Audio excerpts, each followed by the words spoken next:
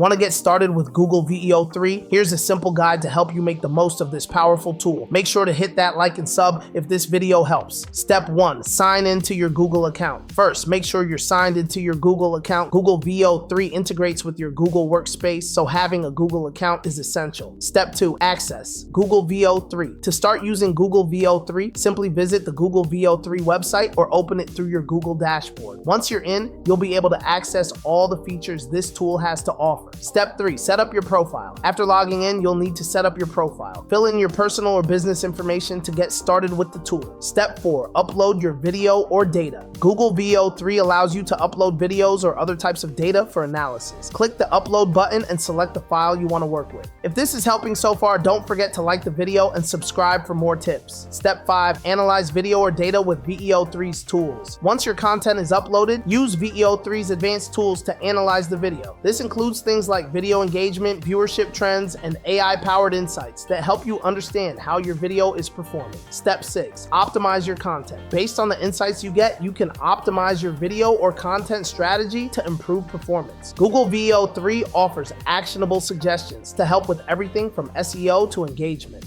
Step 7. Share results. Once you've analyzed your video, you can easily share the results with your team or stakeholders using Google Drive or direct sharing options within the platform. That's how you use Google VEO 3. Upload your videos, analyze them with powerful tools, and optimize your content strategy for better performance. Don't forget to hit subscribe for more tips and comment for any other how-to you might need.